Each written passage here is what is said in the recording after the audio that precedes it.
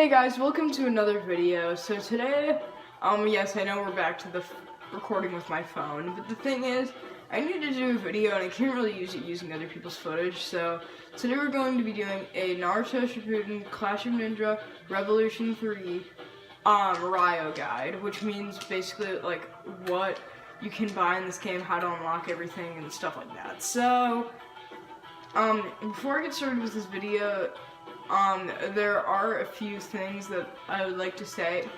First, you at the beginning of the game, you'll automatically start out with 50,000 Ryo. Secondly, you'll get another 50,000 Ryo if you have Revolution 2 data. I highly recommend picking up Revolution 2, one, because it's a great game, and secondly, because if you do that, then, you end up getting, the extra 50,000 Ryo, and, a few other things, but I'll go over those later. And, thirdly, you want to make sure, before you spend anything, complete story mode.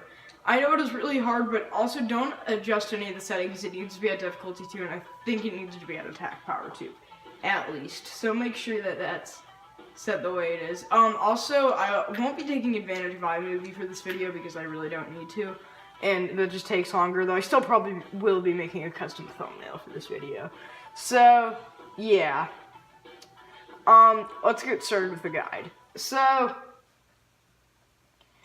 with that 50,000 Ryo, also, one more thing, after beating story mode, you will, I think, get like another 30 to 50,000, I think. It might, and somewhere in that range, and then you can use that to spend. But pretty much to start off, when it comes to characters, you have Asuma, Kurenai, Temari. Also, these are divided into sets. So there's a set number of sets. I like to call this one the base set, then there's the Revolution 2 set, then there's the story mode set, then there's the Sasuke set, and then there's the final set, and then there's the other Akatsuki members, and then there are two other sets, but those are like one character each, so I just like to classify them as standalone sets. So the base set comes with Asuma, Kurenai, Temari, Kankuro, Baki, Anko, Jiraiya, Tsunade, Kisame, Itachi, Yugao. And pretty much what will happen is for these next three characters, Komachi, Tawa, and Kagura, if you buy out all of these characters, then you'll get them, but if not, then what you have to do to unlock them, if you could do that, which is the harder way, or you could just get a Revolution 2 data and automatically have access to buy them. So I'll go over the other characters later, but first we have to go with the stages and stuff. So for stages, the ones that you'll start off are Training Exams Finals, Leaf Forest, Tanzaku Castle, Nine-Tailed Fox Room, and that's it. The rest of the stages you'll unlock at a different point in time. Actually, Hidden Leaf Village Main Gate, Hidden Leaf Village Riverside, Hidden Leaf Village Pillar Chamber, Forest at Night, Hidden Leaf Village Night, and Forest Hideout. All of those stages, you'll actually unlock by completing by getting the Revolution 2 in either way. Either you could buy out the first set of stages, or you could just get the Revolution 2 data. And for modes, there's only one unlockable mode. The rest of them you have in the beginning, and like settings, unique settings that you could use. So you have time attack survival, Kumite, two-player survival, difficulty 4, and attack strength 4. We'll get to mission list later, But okay, now that we're done with all that basic stuff, let's start with how to get some of these characters. All right. So I mentioned earlier that I like to call this set the story mode set, and here's why. Shikamaru, Choji, Hinata, Kiba, Shino, Deidara, Hiruko, Sasori, and Granny Chio. There are two ways you can unlock them. First, you could buy all of these characters out, or you could beat story mode, which is what I would recommend doing.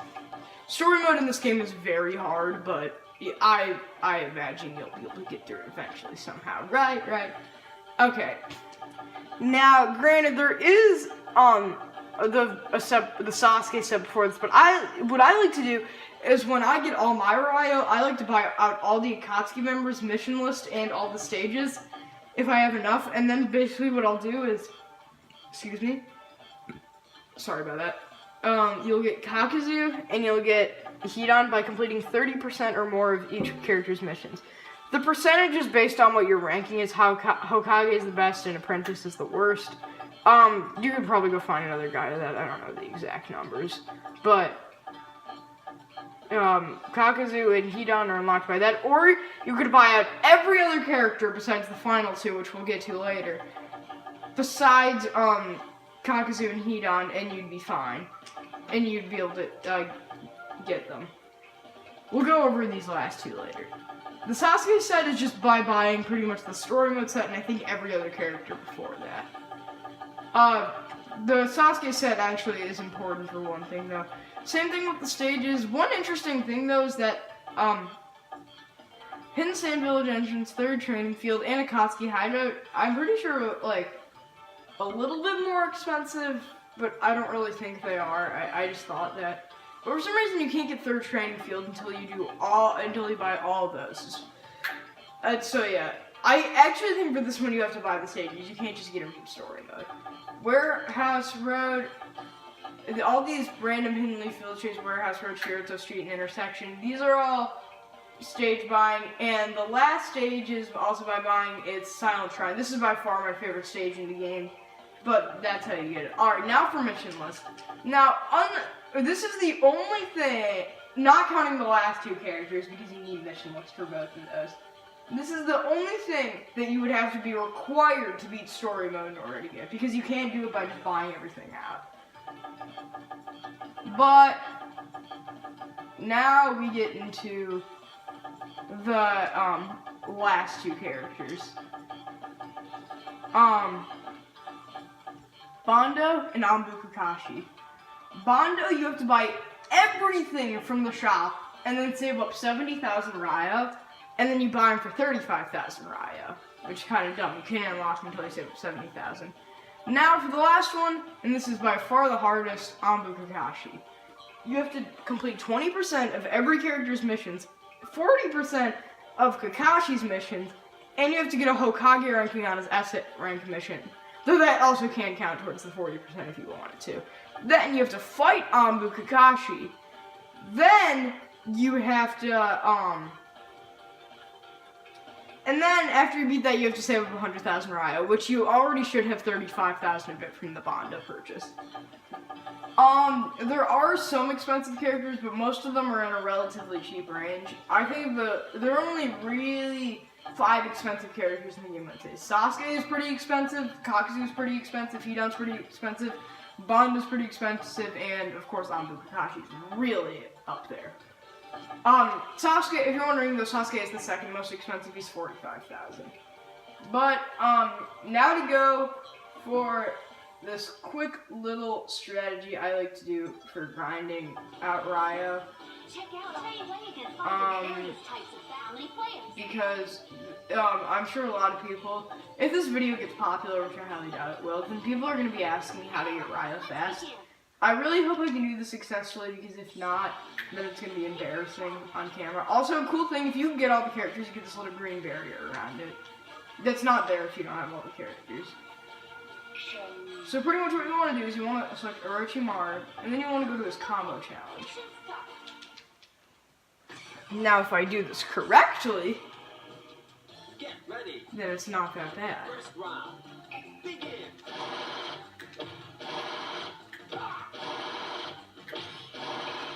You do that over and over again, and then you get that amount of Ryo. This is why I said the Sasuke set's important, because you need it to get Orochimaru. Though, unfortunately, since that doesn't mean Orochimaru is a later game character, you can't use that method. But once you get that, some of the really more expensive characters like Anbu Kakashi are going to be a piece of cake to get because of that. If not, just keep playing survival mode. That gives you the most Ryo out of any of the other modes, from what my experience. There also is a Jiraiya trick, but it's really slow, and you don't get a lot from it, and it's really inefficient. So I wouldn't recommend doing that trick. Though if you're wondering what it is, it's just attack power or 4 and difficulty 1, and then just do survival mode. But I mean, it seems inefficient to me, and you don't get a lot of Ryo from doing it. Okay, so I think I've covered everything. I really hope this guide helps you guys, and goodbye.